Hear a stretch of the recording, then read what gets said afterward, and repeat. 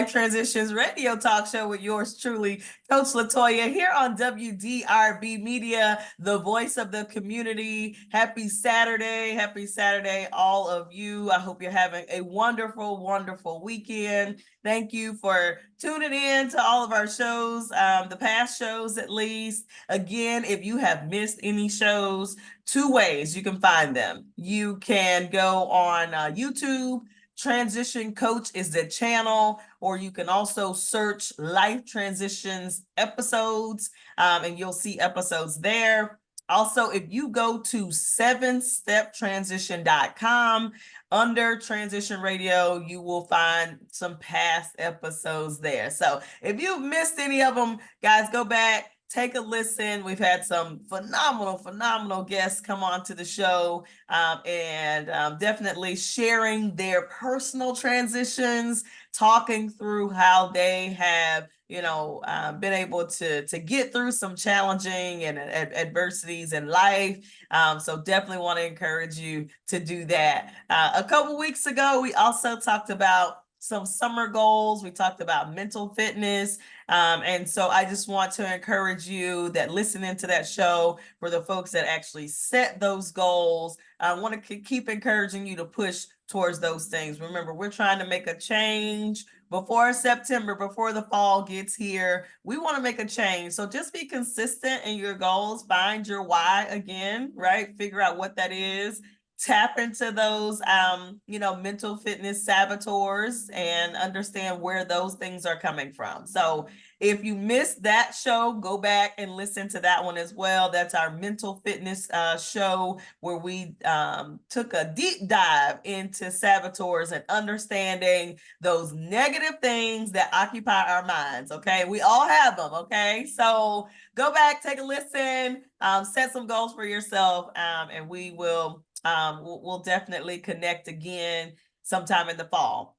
All right, for today. So we've talked about some everything, y'all. I mean, we've talked about your job. Excuse me. We've talked about jobs. We've talked about transitioning in life. We've talked about death. We talked about becoming widows. We've talked about 401ks and all kinds of things. But y'all, today it's definitely a special show for anyone that has any interest in building some wealth, right? You want to build wealth for your family, for your kids and grandkids and great grandkids. So I have a special guest on with us today, and she's going to talk to us about a lot of things. So I want you to, grab something to write on, or even save this show, come back, find it on YouTube and save it so you can come back and listen to it again, because I know she's going to share some things with you. Might not be able to grasp the concepts and stuff now. You may say, oh, I'll come back and listen. So, mark this show for sure, because I guarantee you're going to learn some stuff on here today. So without further ado, please help me welcome Aseelah to the show. Aseelah, thank you so much for being here. Well, thank you for having me. I'm excited. I love the name of the show. I was like, oh, I love that. Yeah. I mean, we all go through transitions in life, right? I mean, and it could be small things. We've talked about going from, not being a parent to being a parent. That is a transition. Yeah. That's a huge transition. Yeah. So we've talked about, being a W-2 employee and going to being an entrepreneur, right? That's a big transition. So we've talked a lot about different transitions in life. So I'm going to let you give us a quick intro of kind of who you are and what you do, and then we'll jump into the conversation. Well, first of all, I found this zone, or this where I am now, because I was looking for help. Yeah. And I couldn't find any help, right? Mm-hmm. And I grew up learning all of the bad things to do with my money, right? And had to figure it out for myself, right? Yeah. I have a degree in accounting and finance, worked in that, financial industry for years, right? But still didn't have the knowledge on how to grow my own money. Yeah. And so I happened to overhear somebody talking and interjected in the conversation. Come on. Because it was something I was thirsty for, right? Yeah. It's okay to be thirsty, but like what drink. Yeah. It's something that you need to be careful of. And everything they told me was true. I went back and looked it up. Everything they told me was true. And I'm so glad I'm here now, right? Because I like the fact that I'm able to help my family, my friends, people who look like me and understand, and I can understand them and they understand me. Yeah. And not only help them with a product or whatever, but educating, right? Because we've always been given products or sold things, right? And we didn't know what we had, what it was good for, how to use it. It's like you have a toolbox and it's a hammer in there, right? There's also a screwdriver in there, right? But if we want to put up a picture, we can't use the screwdriver. Need the hammer. So that was like really important, not just knowing what tools to use, but how to use them and for what purposes, and relearning or like debunking and unbrainwashing myself from all of the things that we were taught and we were told over the years that just doesn't work for us. And give them an example, like, because, we all have some bad spending habits that we learn, but what are one or two of yours? What were some things you used to do? The one thing that stuck with me for the longest was my mom saying as a child, and I always heard her say this, you're going to owe somebody anyway, so you might as well get it. Oh. Meaning you're going to be in debt forever. Forever. Yeah. So right? There's no such thing as being debt free. So if you want it, you may as well get it. Right? Wow. And imagine hearing that as a child.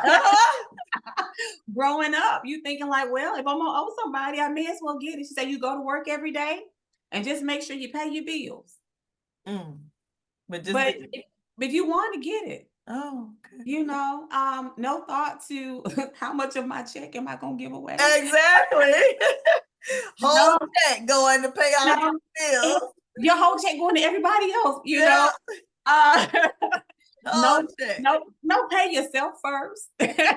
You can't. None of that. I wasn't. That's the household I grew up in, right? My father paid all of the major bills. She only paid the like phone bill. Yeah. Oh my goodness. Yeah. I totally agree there. And I think that mentality was not just in your household. It was across, many households. Or there was not necessarily a mentality of it. It was just all they knew. That's all they knew. Yeah. It's just what we know. We don't know anything else. I was a victim of my first probably week on campus in college, and the credit card people table set up. I ain't had none job the first. I ain't got a job in the world, but I sure signed up. Okay. Credit card, and so it was, just falling victim to things that, I mean, if I could go back, I'm like, first of all, get these people off campus, because what are you doing? Okay. Yeah, and they wrong for giving it to you because they know you don't have a job. Exactly. I mean, but but I didn't know any better. I'm like, oh, I get credit. And then, me, I'm like, they said I got $500 on here. So I'm thinking I got $500 and I go spend $500, right? So, I like I said, I think, lots of people fall into the categories there to no fault of their own. However, I'm excited today because I know you have so many different tools and thoughts and all of that that you can share with the listeners. So you said you found this because you were looking for it. You wanted help. You wanted to change your trajectory and where you were going with it. So tell me a little bit about what you found when you first started and what pulled you in. Well, when I first started, I was looking for somewhere because I had some money in the bank, right? Mm-hmm. And well, growing up, we're all told you get your job, you get your paycheck, you go to the bank. And that's where you handle all of your business when it deals with money. So Mm-hmm. that's where I went with my check, and I was putting my money in the savings account, and it was supposed to be like a graduated savings or whatever. So I was getting like 1.5%, which was maybe about 2 cents a year. I was getting on my money. I was like, it's got to be somewhere better for me to put my money. And so one of the investment companies here in the area, I'm not going to call their name, reached out to them, and I didn't have enough for them to work with me. Okay. Because if you don't have at least 250,000, and I found that out later, it's not just them. Right. It's all of the major companies, right? All of the major investment companies. If you don't have at least $250,000, they're not going to really work with you, and they're not going to help you because they don't pay. But that's going to eliminate how many people? I'm like, who got Everybody. 200? Right? Who got 250,000 just sitting around like, yep, I got this. Right? And not I. Right. Right. Well, I'm just saying because so it's almost like the system was set up to like, who you helping, because you're not helping any of us. Not the average person, right? So the average person that works every day, works hard, saving, paying their bills, taking care of their kids, doing all of the things, right? You couldn't go get help. No.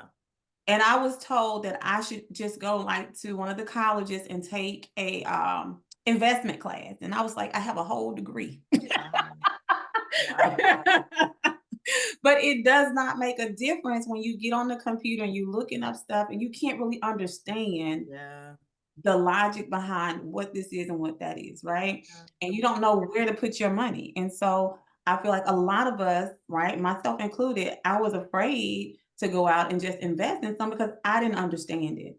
And I didn't know what to look for. And but I heard them talking about it was somewhere that you don't even have to be smart. Right? Come on. You can just pick a fund that fits what you want to do. If you want to grow your money, right? You pick a fund that grows your money. If you want income, pick a fund for income. Whatever it is your goal is, right? Yeah. Pick that fund, and they have people that work for you.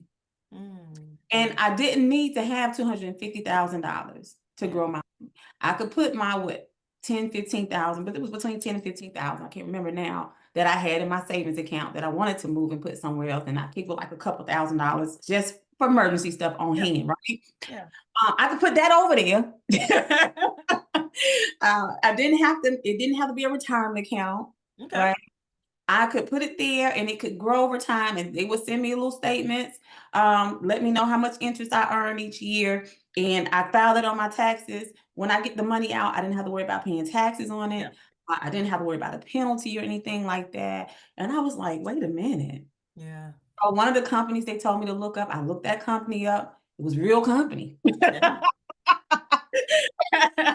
was real company, right? I looked up, they have like financial companies that rate financial companies, right? Standard & Poor's, Moody's, AM Best, right? So I went to their sites.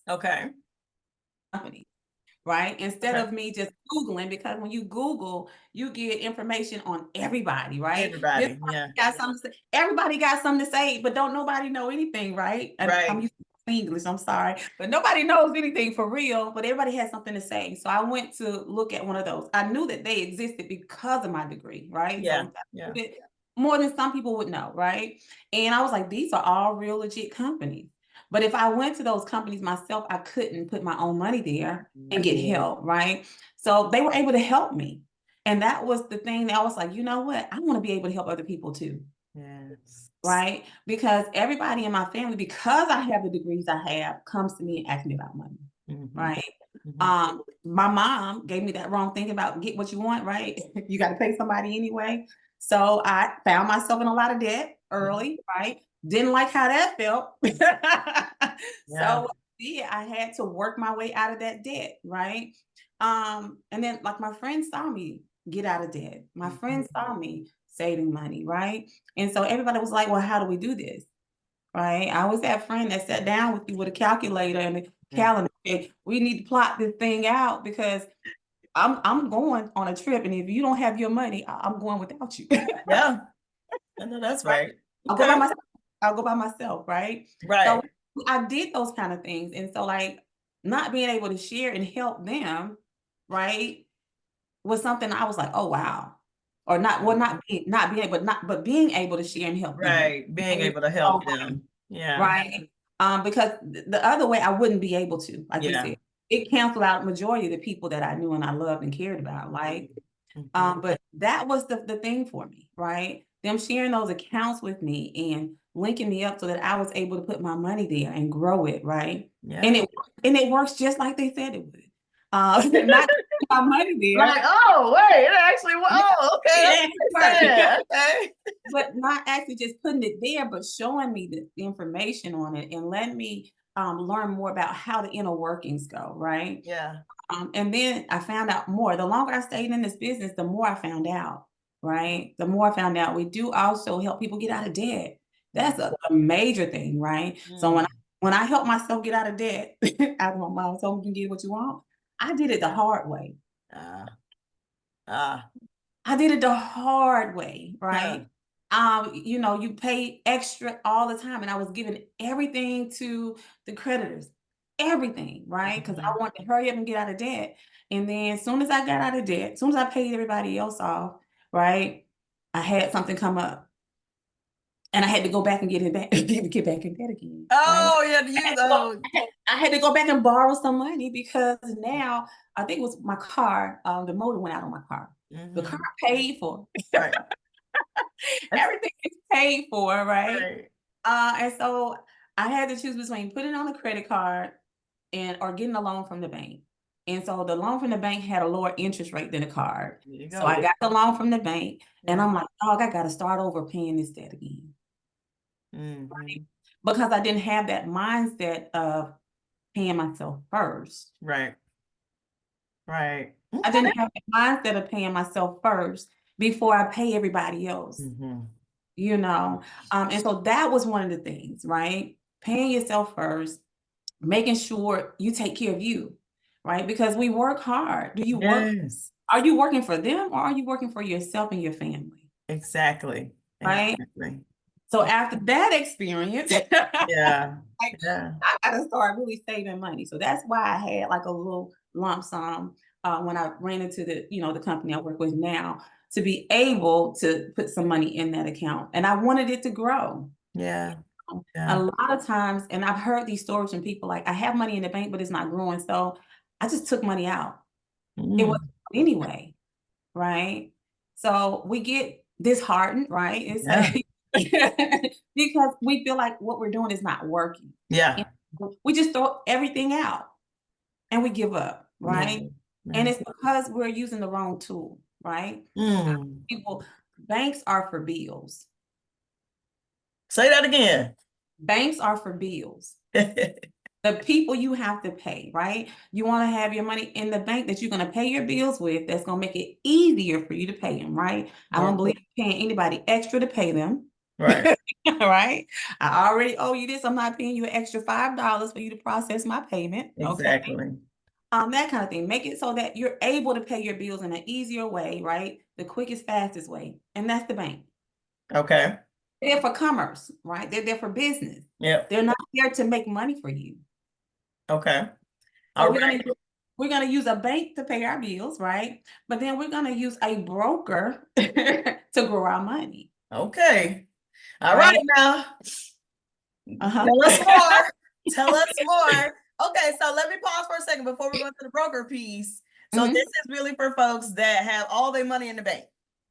This is for folks that's like they got their checking and their savings. They got in their savings, they keep loading up that savings, right, in the bank. Because the bank give you like a little discount or something if you got a savings account and you know how they try to get you. So but what you're saying is that, I mean, they can have a little something there, but when you want to grow your money, we're gonna put the money in the bank that's gonna pay all the bills. That's where you pay your mortgage and your rent, and all of that's gonna go in the bank. Yes. But we're trying to grow now. So you're saying not the savings account that's attached to the checking account at the bank. That's not where we're gonna grow that money. That's not where your money is going to grow at all. And it's not going to grow in the CDs and the products of the bank, right? Because oh yeah, they're gonna promote those too, huh? if you think about it, well, first of all, one of the foundational things that you need to know is like the rule of money. And that's the rule of 72, or the banker's rule. They started calling it that because the people at the bank know it, right? So they say Einstein created it, and it basically says whatever your rate of return is, you divide it into 72, and that's how long it takes your money to double once. Wow. So if you get in 1% return on your money, which is good if you're at the bank because most people are getting zero, right? True. It's gonna take 72 years for that money to double one time. So if you're saving it or you want to grow it and you're thinking about retiring and taking care of family members or sending your kids to college or grandkids to college, newsflash, That ain't gonna work. That ain't gonna work. That ain't gonna work, family. At all. That ain't gonna work, family. And you're putting your money somewhere where there's a penalty if you touch it in a CD, right? Because you have to leave it for a set number of time, right? Months or, a year and a half or so. And they say, well, we're giving you 5.5 APY. And APY is not necessarily your rate of return, right? So whatever your number of months, you have to divide the APY by 12 and then multiply by the number of months you have to leave it there. Right. It's a lot of math, I know. You don't have to worry about it, right? Just know that 5.5 is not your rate of return. Most of the time, that rate of return is actually 1.5%, maybe 2%. Right. Okay. Right? All right. Uh-huh. So we got that. So we got that part about the bank and their CDs and their savings account. Yeah. That's not the place that's not where your money gonna grow, right? Right. We're not growing money there. So would you say that savings account that's attached to your checking account would be, that's just for like your overdraft, maybe? Like you could put a little bit of something there, like something that, can we call it that? Because, Kevin Hart started that whole, the way his checking and savings set up, so people think that they got to have a checking and a savings set up, right? I call it touch money. Okay. Right?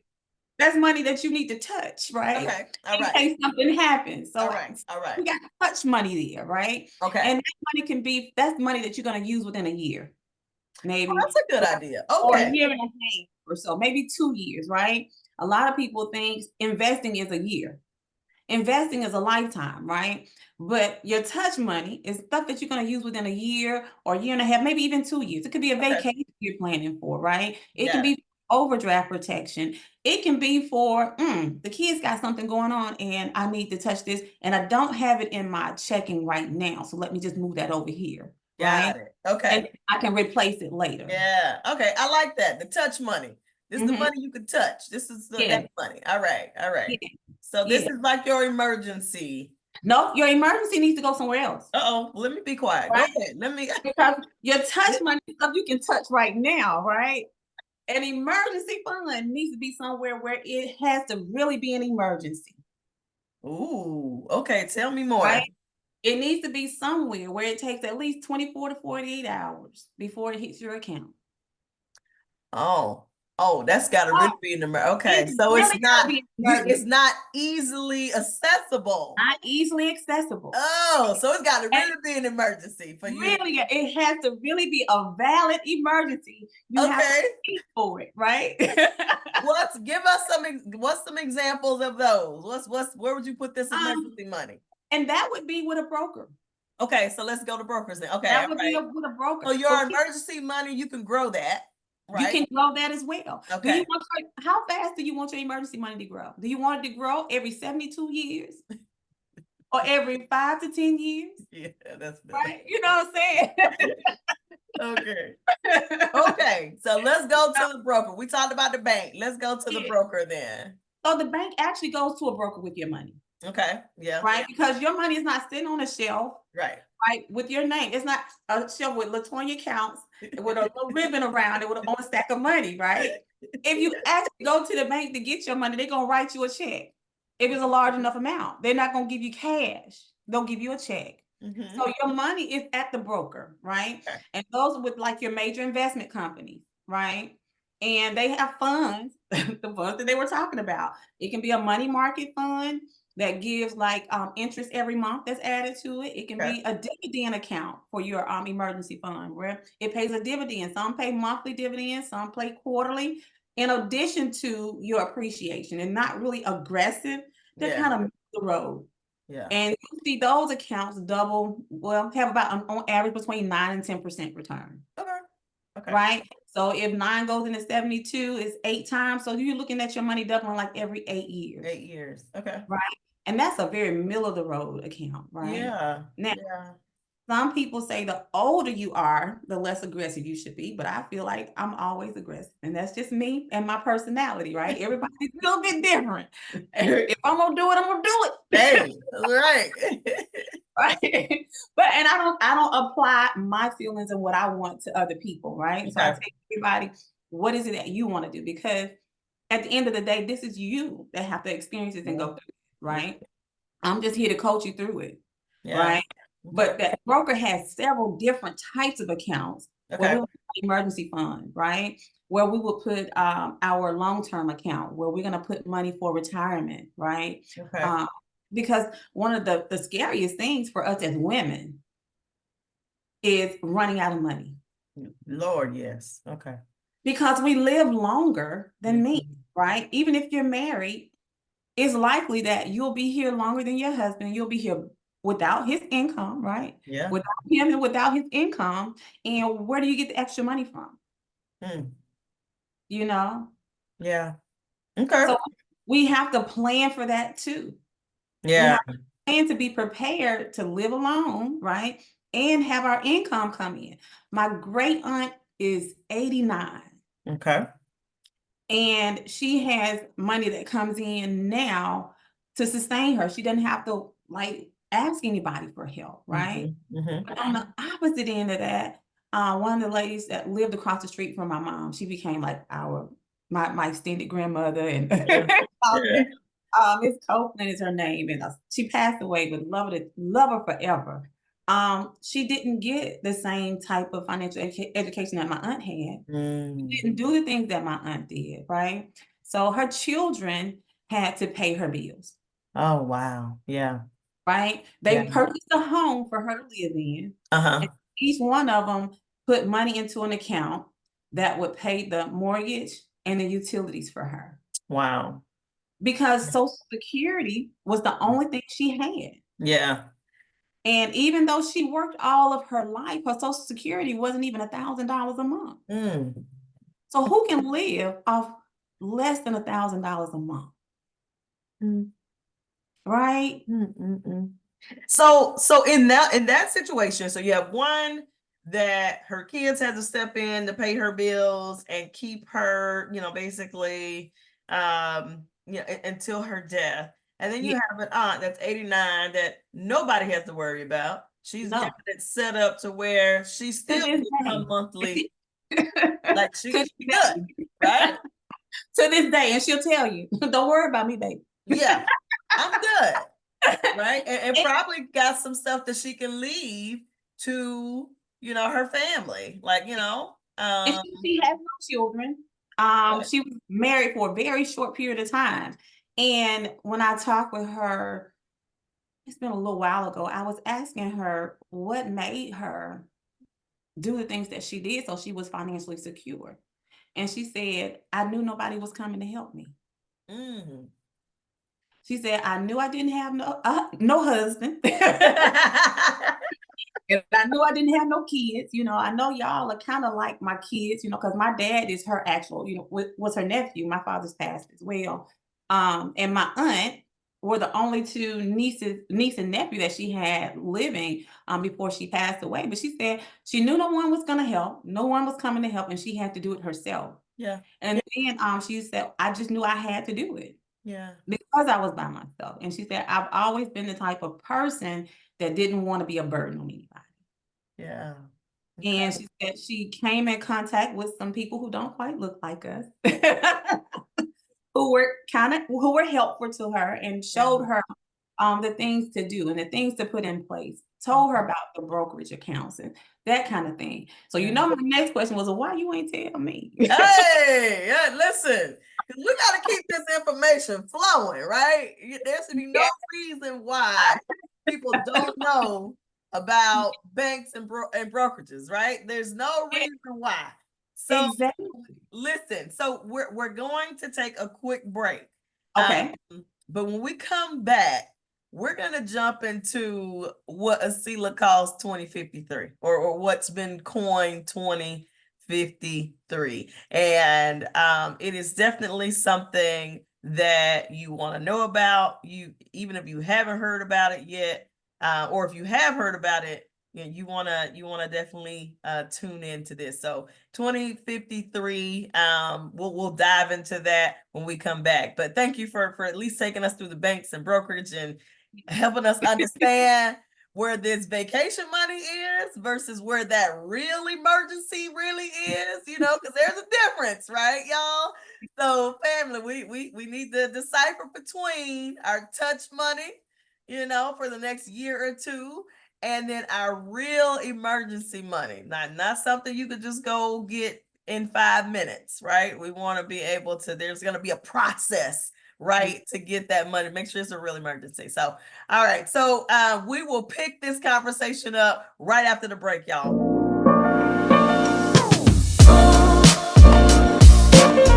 Welcome back to Life Transitions Radio Talk Show with yours truly here, Coach Latoya, here on WDRB Media, the voice of the community. This broadcast is being brought to you by My Life Unlearned. Zenitra D. Perry is a strategy consultant with passion for developing rockstar teams who deliver rockstar results. Her expertise in curriculum design and facilitation spans across sales, marketing, leadership development, and change management. You can reach her at zenitrad.com. That is zenitrad.com. All right. So we said we were coming back. We said we were going to jump into this 2053. So before we go into the conversation, Aseelah, can you just tell us what is 2053? Like, where did this, and where did the term come from?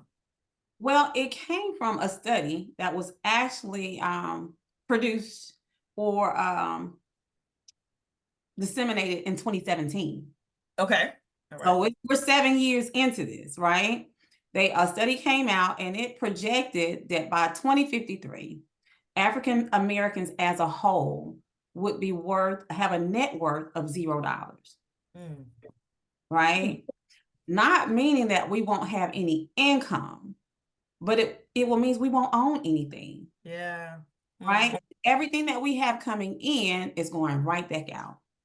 So the study says by the year 2053, which, I mean, it's a little less than 30 years from now. 29, right? That's a short period of time. Yes. Yes. The black dollar is going to be, or the net worth will be, the person themselves, their family, their household will be worth $0. Okay. It will be worth $0, right? Now, and this is because everything, not your income, because people always say, oh, this person makes 6 figures, this person makes this. And I always tell people wealth is not based on your income, okay? Because you can make all the money in the world and still be broke, okay? It's the income, it's the habits, right? Yes. It's a combination of things. It's not just one thing, because the study also says if there's not a reversal of the trends, right? Okay. So we can stop this. Yeah. And get enough of our cousins. We get enough of our cousins on the bandwagon. Come on, cousins, right? So we can stop this if we reverse our spending trends. Our spending trends, right?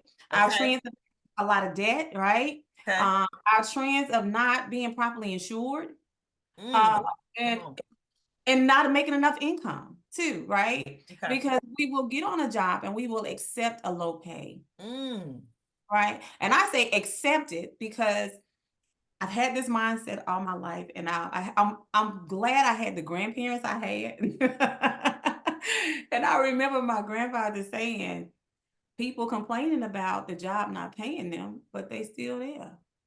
Yeah, they still there, and they probably ain't even asked for nothing. He said, even if you ask, if they don't give it to you, you stay, they don't have a reason to give you anymore. So don't. Right. So even where I am now, because I don't do financial planning and financial services full time. If they don't give me a raise, I'm leaving. Come on. Come on. You know, I give my best. So I need you to give me your best. Right. Yeah. So you accept it, then that's what you will have, right? Yeah. And you first have to believe in yourself too. Come on. And you got to show up and do the job too now. When we're not talking about people that's slacking, that come in and do half their work and want a raise. I'm saying you go in, you make all this money for this company, right? I'm sure, you know, and another thing is, and this is kind of a sidebar, but I do want to mention it since we're talking about it, is that a lot of times when you go into a new company, that is the best time to negotiate. Don't just accept the salary that they have offered you, right? That's the time to say, I need another 10 or 15 on the base. I need another, 25,000 on the base, because likely there's a range, and more than likely they did not offer you the top of that range. Right? I always say that's just a suggestion. Exactly. It's a suggestion. Right. It could be negotiated. So, but a lot of people shy away from that because they're like, listen, I got the offer. This is what they said they're going to give me. And they just accept it. And I always tell folks, I know you're excited because you done got this offer, but tell people you're going to call them back in 24 hours. Don't accept it right then and there. You write down everything. So and not only that, like you said, you have to show up and play your role and do the part that you're supposed to do, right? Yeah. So you can't expect for people to meet you halfway if you're not willing to come, right? And I've always had the mindset of, I'm not doing this work for them, but I'm working as if I'm working for the Lord. Yeah. And so I always show up to give my best, right? Whatever it is I'm doing, I'm going to show up to give my best. Yeah. And so if I'm giving my best, I'm requiring the best from you too. Yeah. Absolutely. Right? I'm requiring the best from you too. And so I'm not going to just accept whatever you give me. And if you're not willing to come to me or meet me, then that means I need to go somewhere else. Yeah. Right. Yeah. And then also, like, you just have a job. All right. My father worked a job for years, but he also had his own business. Yes. And he was adamant about it because he said, as long as you depend on the man to feed you, he can also starve you. Yes. So if you give one person or this company the power to give to you and take away from you everything that you have no control. Yep. Now, I'm the mindset everybody needs to be in business for themselves and totally be an entrepreneur and only, work for themselves, right? Because it doesn't work for everybody. No, right. So if it doesn't work for you, don't do that. But at least have something. If you have a hobby, right? My oldest daughter, she knits. Right? She's an old woman in a young person's body. Because I tell her all the time, nobody knits.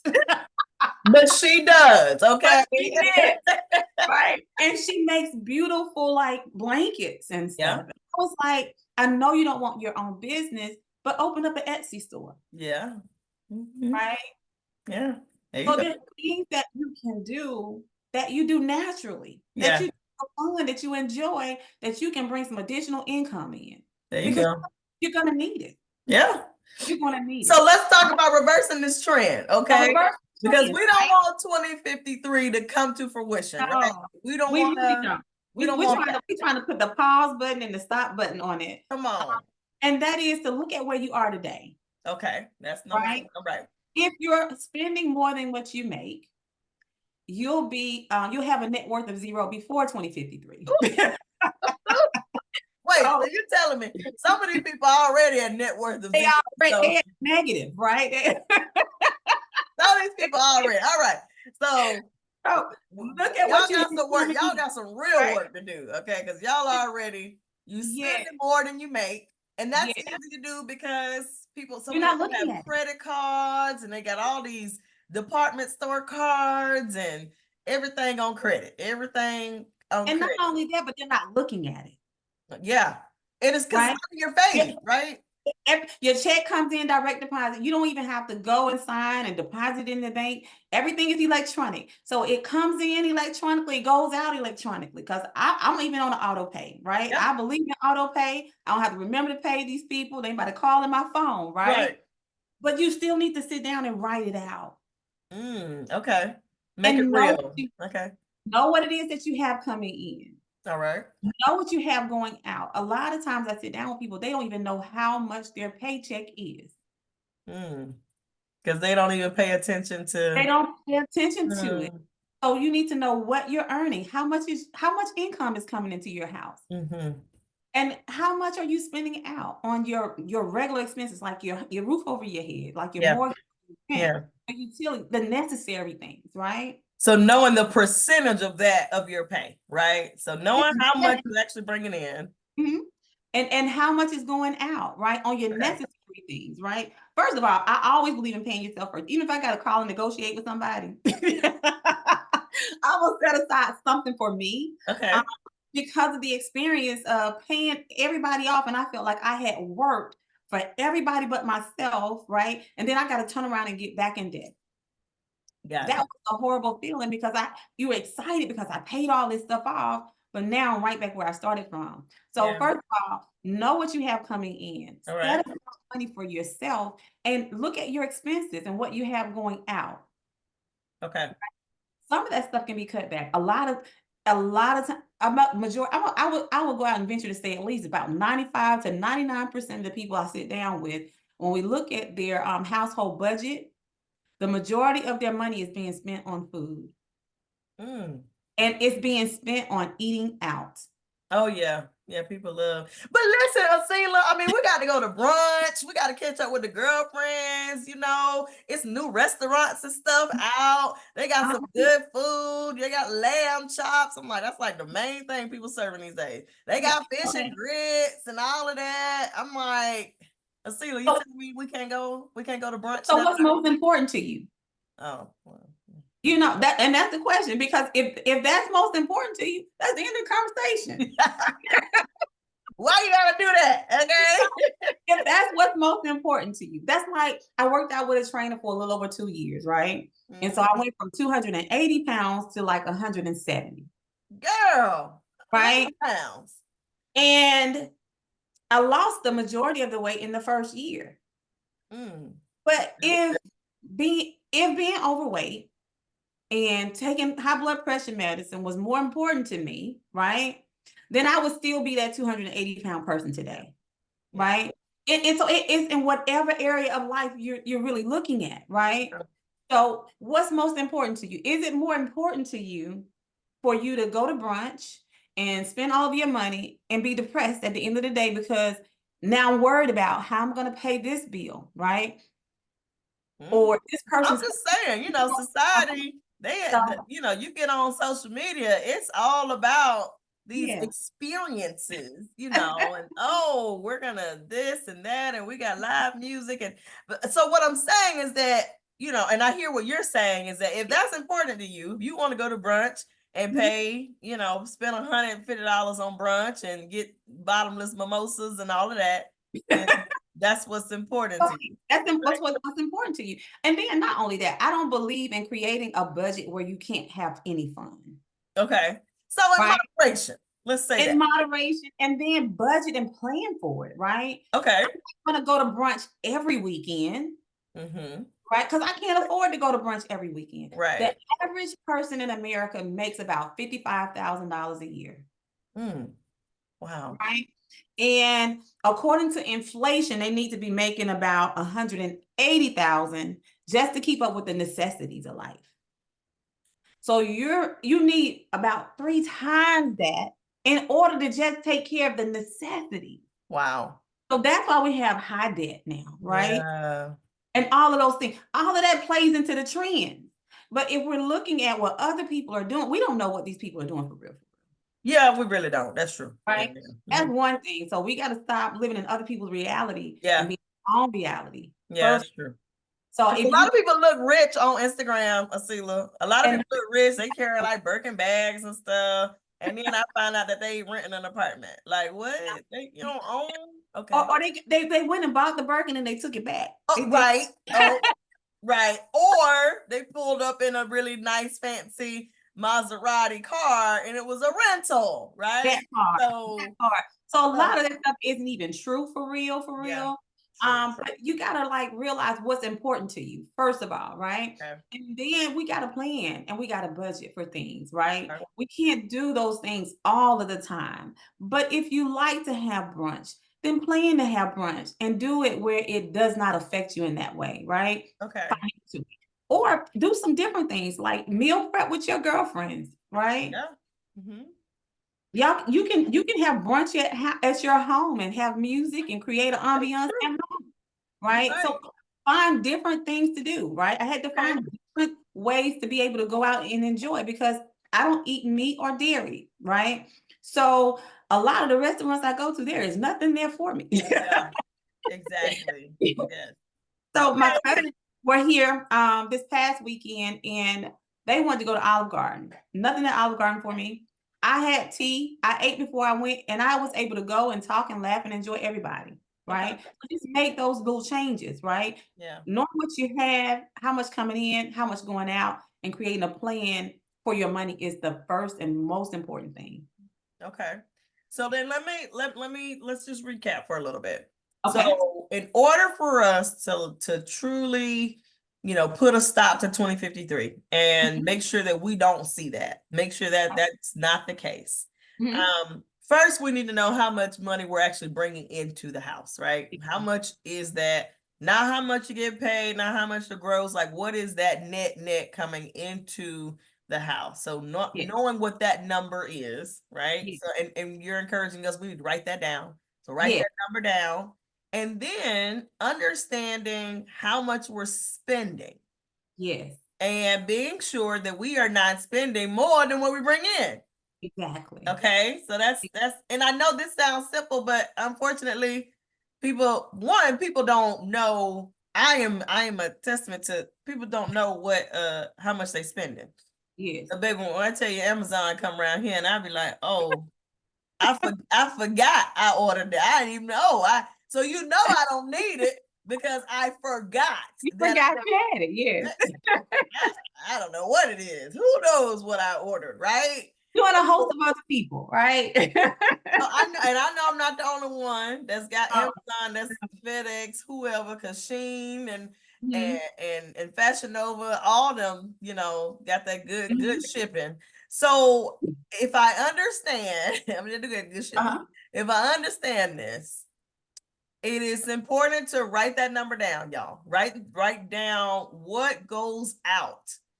And would you suggest because if people have never done this before, would you suggest maybe try to do it for like a month, like just to see, like maybe, or because if you've never done it before, you're kind of like, all right, where do I start? Like you want me to literally write down every single thing that I buy. Here's the thing, your banking apps, they can show you all of that information. Okay.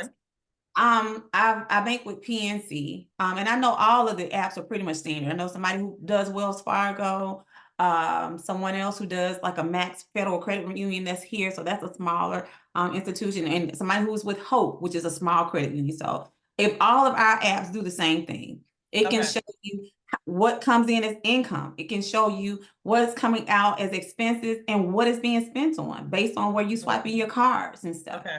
So that's a quick way to look and see, right? Okay. And now, I like to do this with people who come to me and want to look at their budgets. Have a calendar and just write it down on a daily basis. Oh, okay. And save it, right? And don't change it because we're doing this. Do what you would normally do. Yeah. Go ahead and go to brunch, sis. Go to brunch. Do what you would normally do. Y'all do. Exactly. Don't clean it up for me, right? Yeah. We need to see where your habits are, right? Yeah. So if you have your app, go to your app. Your app can tell you what you're spending your money. Okay. It can tell you where you're spending it. It can tell you what's coming in and that sort of thing, right? But the best way to do it where it sticks and it really hits home is when you write it down. because you get to see it. And I sat down with a young lady. She has 2 children who are like 10, I think, and 16 now. And when we sat down and she was like, I'm just throwing every dime I wake away.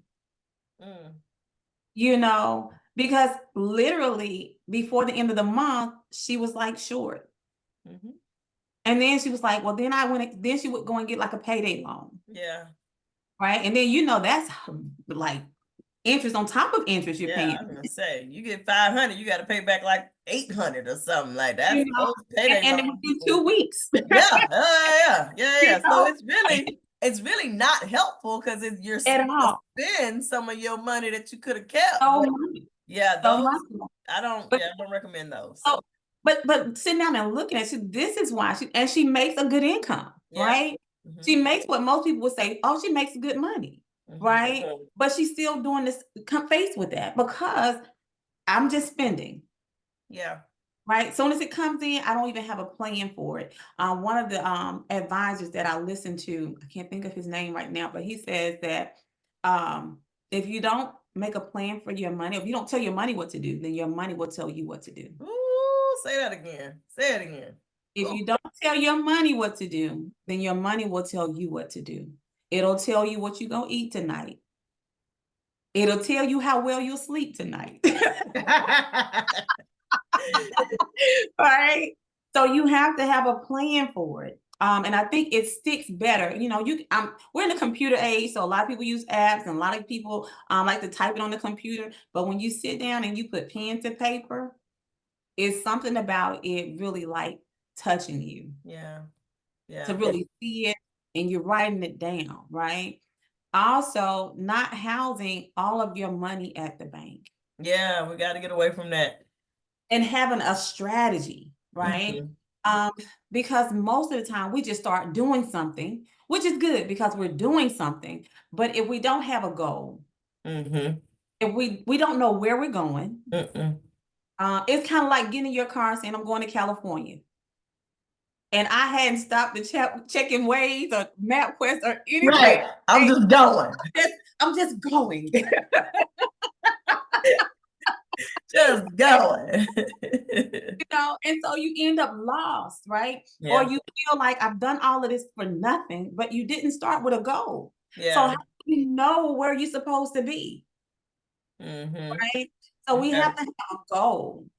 And then we need a strategy behind that. Yeah. A lot of people come to me and they want to just talk about how much money first. I don't want to hear about how much money you have until I find out who you are, first of all, what your goal is, right? And then we can look at a strategy and then how we can fund it. Yeah. Okay. And a lot of people feel like it takes a lot of money to get started, but it doesn't take a lot. It takes what you have. Okay. So you don't have to have a lot of money. You don't have to the brokerage and all of that. You can do. Well, now to go to the brokerage, I think one of the companies I work with, the least amount that they'll take on a monthly basis is $25. Okay. Right. Which shouldn't be hard. I'm not gonna say right. It's not hard for most people. That you should be able to do that because $25, that's what it's gonna cost. That's like 5 visits to Starbucks. Right. I was gonna say really like 3 to 4, depending on what you get. Right. I was gonna say depending on how many times. It could be a couple of days worth of lunch, that you decide just to get you started, right? And get that muscle built, right? But what I suggest, even like when people come to me and they're like, well, I'm not really sure where I am. I want you to put this money over here in the touch money account to see how long you let it sit without touching it. Oh, look at that challenge. Because if you're not disciplined enough to not touch this touch money, you probably not going to be, you're going to be worried about this emergency money that's supposed to be emergency. I don't care, I got to wait 48 hours, right? So we need to build our muscle. It's kind of like working out, right? You're not going to go in there and pick up 500 pounds on day. You can pick up 5 pounds, right? And do your best with the 5 pounds. So start where you are, right? Find out how much you have coming in, what's going out. Build your goal. Yeah. So I like that. Before we move from there real quick, I know we're gonna wrap up here in a little bit, but so I do like that you said, hey, put some money in that touch account, right? Talk about that touch money. and see how long you can go without touching it. Yes. Right. And I'm assuming, like, don't beat yourself up if you only go 30 days, but put it in there, and the next time try to go, 90 days or 6 months, or whatever, right? Yes. So Give because, yourself grace in this. yeah, because if it's a muscle that you have to build, Oh yeah. think about it. I mean, I'm sure there are lots of people out there that need to build this kind of, this wealth muscle. Like, how do I start building wealth? And when we say the word wealth, we're not talking about rich people. We're not talking about millionaires and billionaires. We're talking about the average American that's making $50,000 and $60,000 a year. How are you building? So I do like that challenge. Cousins, let's try. Put some money over there in that touch account. It's the summer of 2024 right now, right?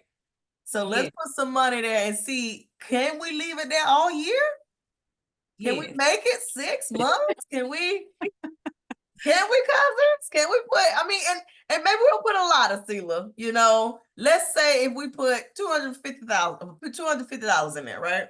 Okay. That's just a small amount, $250 in that touch. Yes. And just let it sit there, right? Until the end of the year. Don't touch it. But I think that's good for people, because I don't think folks have really challenged themselves to do that. No, they don't think about it. No. Yeah. No. So I like that. And then the second thing is, to grow this money, we are going to not grow it in the banks, right? Yeah. We are going to reach out and we're going to use brokers. So tell us, how can people reach out to you if they have just questions? This might sound foreign to them. They're like, I don't know where to start. Aseelah, where can they just say, hey, Aseelah, can I just talk to you? Can I just tell you my stuff? They can always call me. I do have my calendar app. Okay. They can book directly on there. It's a 30-minute session just to get information. It costs nothing. Oh, good. So no cost to have this conversation. No cost to have a conversation at all. If you're in debt and you say, hey, I really want to get out of debt, I need a plan. That costs you nothing either, right? That's something I do complimentary, because I'm under the understanding that, or the thinking of, if I'm in debt and I'm struggling, I can't afford to pay you my money too. And I found it disheartening. I have a client who went to the bank that she banked with, had been banking with for years, and they did a plan for her to get out of debt, right? But they were going to charge her $1,000 for the plan. Ooh. So you got to pay. Yes, they're already making money off of her. That's what I like, right? They're making money off of her, one, and then they're going to charge her $1,000 just for her to get the plan, right? For her to get out of debt with them. Yeah. Don't do that. So can you give your number or email? Or my number, my email, my calendar app, all of that is available. My number is 334-201-4468. Okay. I am located in Alabama, but my licenses are federal. Okay. All right. It's nationwide. I have a nationwide license. Okay. So I can help anyone in any area, as long as it's the U.S. or one of U.S. territories. And the debt portion, you don't need a license for, right? Okay. Show you how to get a license, get out of debt. I don't need a license for that. To sit down with you and look at your budget, I don't need a license for that. Okay. So I'm more than willing to sit down and help you with that part of it, right? Yeah. I believe in building lifelong relationships, not customers. Come on. But lifelong relationships, especially when you're talking about money, because different things happen and come up with family when it comes to money. Do you want to deal with that person who looks at you like a dollar bill, or that person who looks at you like a cousin? Right? So that's right, cousin. You know. So, and we have been in enough places where they treat us like a dollar. Yeah. So where I said, that's not the feel that I want. Okay. my people to get from me. Yeah. I want Okay. you to feel like I'm really here for you because I am. And when I find things or find out things, if I know it's something that's interesting to you, I try to shoot that stuff to people. Yeah. So it's not like you just come here this one time and that's it. Or the only time you hear from me is when I want more business from you. Yeah. Well, thank you so much for being on the show today. I know folks learned some stuff. All right. And again, we'll have her number there. You can go back and listen to that. Catch the replay on YouTube, on the website, guys. But Aseelah, thank you so much for coming on and dropping some gems. Y'all, 2053, we're not manifesting that. We are going to pause that. We're going to slow it down. We're going to try to stop it all together by reversing our trends, our spending trends, folks. So cousins, I hope this was helpful for you. Thank you for listening in. This is Life Transitions Radio Talk Show with yours truly, Coach Latoya, here on WDRB Media, and we will see y'all next week.